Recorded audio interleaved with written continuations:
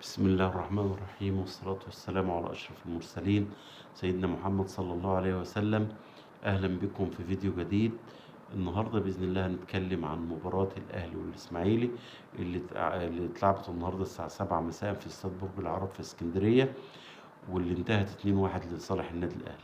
وهنتكلم على بعض الحاجات وبعض الظواهر اللي موجودة على الساحة، وبعض الملاحظات اللي هنقولها واللي موجودة دلوقتي في البرامج والتلفزيونات، بغرض فيها ان هي النيل من النادي الاهلي. الاول هنبتدي بمباراة الاهلي والاسماعيلي. مباراة بدأت بتشكيل مكون من شوبير ومحمد هاني ومحمد عبد المنعم ورامي ربيعة وعلي معلول. في خط الوسط امام عاشور ومروان عطية وأكرم. وفي خط الهجوم وسام وتاو وعبد القادر. هو غير تغييرتين اتنين عن المباراة اللي فاتت، اللي هو نزل مروان عطية وإمام عاشور مكان عمرو السولية وكوك. احنا انا ليا ملاحظات على ليا ملاحظات على التشكيل دوت. اللي هو المفروض اصلا كان محمد هاني بدأ. كان محمد هاني قعد وبدأ مكانه عمر كمال عبد الواحد، وكان كريم الدبيس بدأ ومكان علي معلول. دي حاجات أساسية. أكرم كان يبتدي عادي، وتاو يبتدي، لأن تاو بقى له فترة ما كانش بيبتدي أساسي، مفيش مشكلة. كان أحمد عبد القادر ما فيش مشكلة يبتدي، وسام. دول كلهم محتاجين إن يبقى في تجانس قدام. ولكن أنت عايز النهاردة في عندك ناس مطحونة، يعني خط الدفاع ده كله بقى له فترة هو الرباعي هو اللي بيبتدي على طول. فكانت المفروض مثلا انت بتجهز الناس، عايز توصل لاعلى فورمه ليك واعلى مستوى لحد مباراه الترجي. فالف ب علي معلول ما يلعبش كل الماتشات الاربعه، يلعب مثلا نص ساعه، يلعب شوط.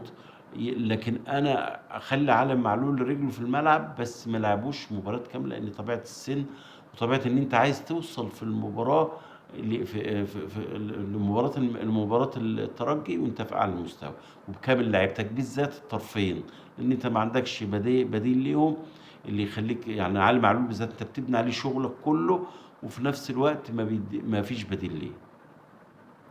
دي بالنسبة للتشكيل.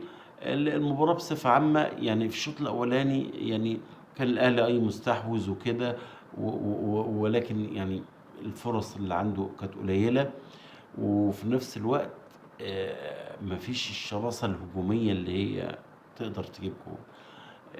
احنا طلع ناس، عبد القادر طلع مصاب، ان شاء الله اصابته بسيطة، انا عرفنا ان اصابته بسيطة. وبرضه اصابة محمد هاني. انت كمان في الشوط الثاني انت نهيت، ربنا كرمك ونهيت الشوط الاولاني بهدف لبيرستاو. طبعا كنت ماسك الكوره وبدات توصل وكده، ونزل حسين الشحات برضو تغييره كويسه. في الشوط الثاني بدات لعبت كويس واستحوذت ورحت وجبت جون عالمي لامام عاشور. وبعدين بدات الدنيا تمشي في سكتك، وبدات الدنيا تاخد وقتك وكده. شوية فجأة ضربة جزاء، أنا من وجهة نظري مش ضربة جزاء. ممكن أنا ما سمعتش التحليل، المحللين التحكيم، لكن أنا من وجهة نظري هي مش ضربة جزاء، ده احتكاك عادي خالص. أنتوا ما شفتوش نهائي الدور قبل النهائي دوري أبطال أوروبا؟ ما شفتوش الناس بتلعب من إيه وتلعب إزاي وتروح إزاي وتحتك إزاي؟ ده أنت ناقص اللي يقول لواحد سلام عليكم يقول له ضربة جزاء. ولا حتى بتاعت الاهلي بتاعت امام عاشور دي برضه مش ضربه جزاء، عشان نبقوا منصفين. يعني ما اقعدش اقول كده لا دي لا ضربه جزاء ولا دي ضربه جزاء. يعني ديك هو ما حسبش بتاع الاهلي، بس هي اصلا مش ضربه جزاء. وبرضه التانيه ديت المفروض ما يحسبهاش. انت لازم تعود لعيبتك ان دي كره قدم، مش كره قدم حريمي. طب ما بلعبش كره حريمي، في احتكاكات وخبط ورزع والدنيا، واللعيبه بتحتك وتجري وكتف في كتف. امال انت، ده الواحد يقول له يعمل واحد كده يقول لك ضربة جزاء. ضربة جزاء ايه؟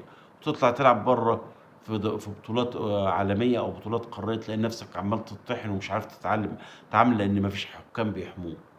فانت مش ضربة جزاء، ولابد ان الحكم نفسه حكام الفار يشتغلوا على نفسهم شوية يا جماعة. جماعة حرام، ده الواحد بيشوف التسلل، بيشوفه من التلفزيون وبيطلعوا تسلل، بيشوف الحالة عادية خالص، وهو مش حكم ومش متخصص، بيقول لك مش ضربة جزاء ولا حاجة. انا مش فاهم يعني، هل الحكام، هل هي كفاءتها كده، ولا الناس، ولا هم اللي قاصدين؟ انا ما بحبش اشكك في نوايا حد، وما بحبش اقول على حد حاجات، عشان دي حاجات اكل عيش، وفي نفس الوقت الله اعلم بيه ده نيته، وهو يؤجر على كده، وربنا سبحانه وتعالى لا يحاسبه، لان ده شغله واكل عيشه، ويأثر على ناس. ولكن انا ما بقول، هل لو انت مشكله في الكفاءه يبقى انت تختار كفاءات، لو مشكله فيك انت، لا انت، او لو حتى مشكله في التقديرات، لا انت تتمرن، تروح تتمرن ويدوك دورات تدريبية، وتعلي من كفاءتك. آه، طبعا مباراة الأهلي انتهت 2-1، ودي كانت أحسن نتيجة. طبعا لما جه الجون ضربة الجزاء، الدنيا اتكهربت، وشوبير صد كورتين، والدنيا بدأت تروح في سكة تاني. طبعا عندك مشاكل في الدفاع، خلينا برضو نبقى منصفين. الدنيا مش أحسن حاجة يعني اللعيب، المباراة الإسماعيلي، خلينا منصفين، ضعيف ان يوصل عليك بالكم ده ويضيع الفرص الانفرادات ديت. لا، لازم أن تبص لنفسك كويس، لازم أن تقفل كويس. نيجي بقى بعد كده لقصة حاجتين هتكلم عليهم. انا ليه مش عارف هو مصر ليه على موديست، وراكن ليه كهربا؟ مش عارفها، مش عارف لها حل يعني طول عمرنا نقول آراء المدربين، رأي، دي وجهة نظر، وجهات نظر، بس مش معقولة إن كل الدنيا عامية وأنت اللي بتشوف. مش معقولة إن واحد زي موديست ده يعني بينزل، سبحانك يا رب، واحد زي كهربا بينزل بيشتغل، سيبك من الموجة اللي طالعة، لكن هو كهربا راجل بيشتغل على نفسه، وبيشتغل كويس، وبيبذل مجهود، يبقى من الطبيعي إنك تديله. هو كده كده موديست مخلص وماشي، بس احنا بنتكلم يعني هو كده كده مخلص، فما تخلصش على واحد جنبه، ادي كهربا وقوي كهربا، خليه، لان هو اللي هيبقى نافعك، هو اللي معاك، هو اللي مكمل السنين اللي جايه، الفتره اللي جايه. انما موديست كده كده معروف ان حتى لو انت عايزه، اداره الاهلي رافضه ان هو يستمر. نيجي النقطه بقى، اهم نقطه انا هتكلم فيها النهارده، اللي هي ايه؟ الشناوي ولا شوبير؟ في نغمه طلعت عماله اتفرج عليها طول النهار، آه، محمد الشناوي يلعب ولا احمد شوبير ولا مصطفى شوبير؟ لا ده حرام، الشناوي يرجع ومصطفى شوبير اللي يكمل. يا جماعه، الاول والاخر دي وجهه نظر مدير فني، لازم نحترمها. اذا يعني دي الف ب، دي اللي هي وجهه نظر مدير فني. بس وجهه نظرنا، وجهه نظر انا، ان الشيء يرجع لاصله. ايه اصل الشيء؟ ان الشناوي حارس اساسي للنادي الاهلي ومنتخب مصر. الشناوي بقاله 5 6 سنين، كل المباريات الدوليه، لعب اكتر من 10 15 نهائي قاري. يعني الخمس نهائيات القاريه دي، وصل ل 10 مباريات نهائيه لعبهم، وده وسوبر، ونهائي كاس مصر، ونهائي وكاس عالم الانديه، وكاس عالم، وبطولات افريقيا. ايه يا عم انت كل ده هتختصره، مع احترامي لمصطفى شوبير، وراجل مجتهد وكل حاجه، في ان لعيب لعب 10 مباريات ولعب كويس، ماشي، ده مستقبل. بس انا النهارده مش هيبقى عندي محمد الشناوي، واروح اقول له اقعد اللي هو عنده 34 سنه، واقول له اقعد لمصطفى شوبير اللي هو عنده 24 سنه، عشان تيجي لك فرصه تاني. لا، يبقى في الحاله ديت، لو انت فضلت شوبير على الشناوي، يبقى على طول اوتوماتيك انت بتبوظ حراسه المرمى من النادي الاهلي. ليه؟ لان الشناوي مش هيرضى يقعد، هيجي يقول لك يا عم انا جاي لي من السعوديه بكذا مليون، هروح اجيب شويه دولارات، اخد 5 مليون دولار، واروح اقعد هناك العب لي سنتين ثلاثه، اعمل لي مبلغ، بدل ما انا اقعد وفي نفس الوقت احتفظ بمكاني في منتخب مصر. يبقى انت نصبت. وفي نفس الوقت لو مشي من عندك الشناوي، مش هيبقى عندك حراسه مرمى قويه. ليه؟ لان الشوبير لوحده مش هيقدر يشيل حارس المرمى النادي الاهلي، وفي نفس الوقت الاحتياطي بتاعه مش هيسعفك. معلش، خلينا في حمزه علاء او الزنفولي او الناس دي، مش هي اللي هتشيل حراسه المرمى النادي الاهلي لو شوبير اتصاب او اتوقف او الى اخره.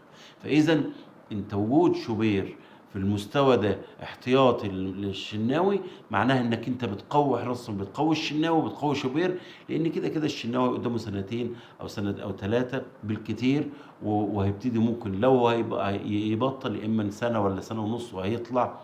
يلعب له سنتين في الخليج وكده، يعمل له قرشين وخلصنا، ويظبط نفسه، ويبقى كده شوبير استوى انه يمسك، ويكون انت برضو جهزت بديل يقعد مع شوبير يكملوا حراسه المرمى النادي الاهلي. اما انك انت تمشي ورا الموجه وتقعد تقول لي لا شوبير ما يقعدش، لا يقعد هو لان فرصته جايه. انت دلوقتي عرفت معدنه وعرفت تدريبه وعرفت كل حاجه. لكن ما انا ما انساش ان الشناوي ده لحد من شهرين هو رقم واحد في افريقيا. ما يجيش يتصاب شهرين اقول له اقعد بقى في دار المسنين. لا يا جماعه، لا. احنا والكلام ده مش كلام. شوف انت مثلا نوير في المانيا يقعد يتصاب بالسنتين وياخد صليب والسنه ولا سنه ونص، ويوم ما يرجع يلعب اساس، يلعب اساسي في بايرن، وبيلعب اساسي في منتخب المانيا. يعني جه قبل كاس العالم بقطر بشهرين كان مصاب اصابه طويله، ولما رجع ما كملش كام ماتش ولعب اساسي في قطر، لعب اساسي في المنتخب الماني. فاذا انت وشفنا كمان الحارس بتاع الليفر آه، كان اتصاب اصابه طويله واللعب الاحتياطي بتاعه، ولما رجع هي اساسها كده في العالم كله بيبقى عندك مصنف انت الحارس الاساسي والحارس الاحتياطي. الحارس الاساسي بتاعي مثلا اتصاب، يبقى انا كده ايه بلعب بالاحتياطي، واديله كمان الايه،